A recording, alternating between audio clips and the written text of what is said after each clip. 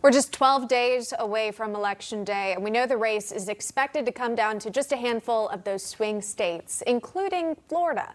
President Trump won the state in 2016, and the latest polls have the president narrowing the gap. Okay, latest poll here from the University of North Florida showing the president and former Vice President Joe Biden separated by just 1 percentage point. So how close will it really be? Here to weigh in, we welcome Florida State Representative Daniel Perez. He's a Republican who represents part of Miami-Dade County.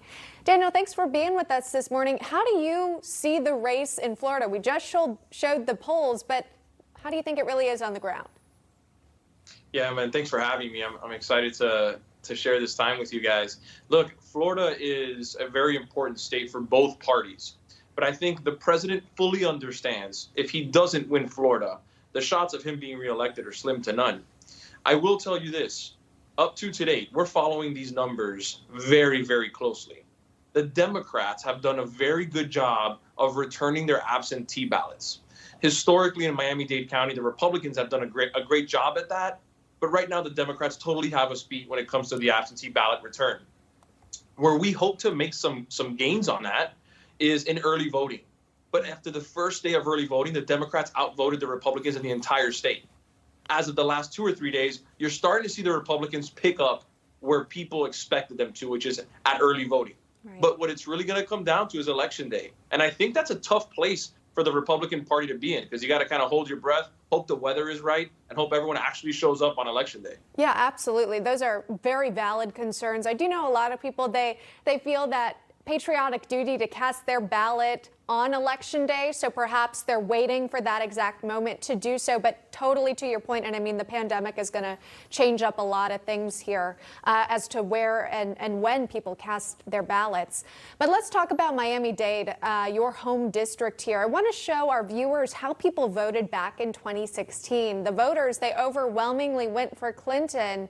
But this year, you know, we've seen a lot of scenes, like I'm going to show this video footage here, a lot of people coming out to show support for President Trump. Again, we've seen those rallies, we've seen those car parades, we've got all these Trump flags flying here.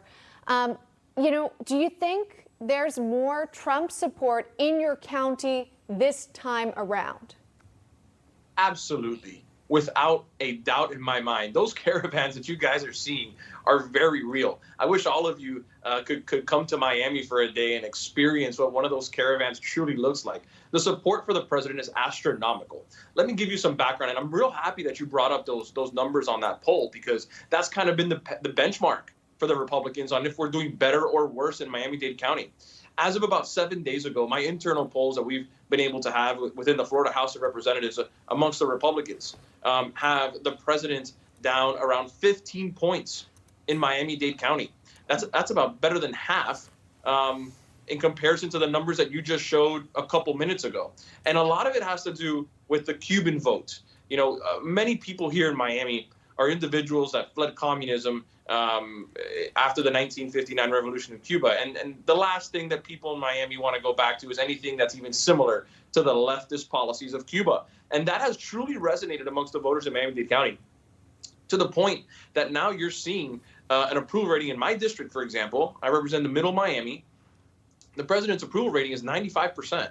I mean, I don't know anyone that can have a 95% approval rating. My grandmother probably doesn't have a 95% approval rating if we were to pull her in my district, and everyone loves her. She's been around us forever. But I'm telling you right now, the president is just so well liked, and people are really coming out to vote. And first-time voters, too, which is something that is new. The president does a great job with them.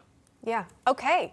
Very interesting to see what's going on in Florida and how that's going to play into this 2020 election. Daniel Perez, we appreciate you taking the time and speaking with us this morning, kind of breaking it all down for us. Thanks so much.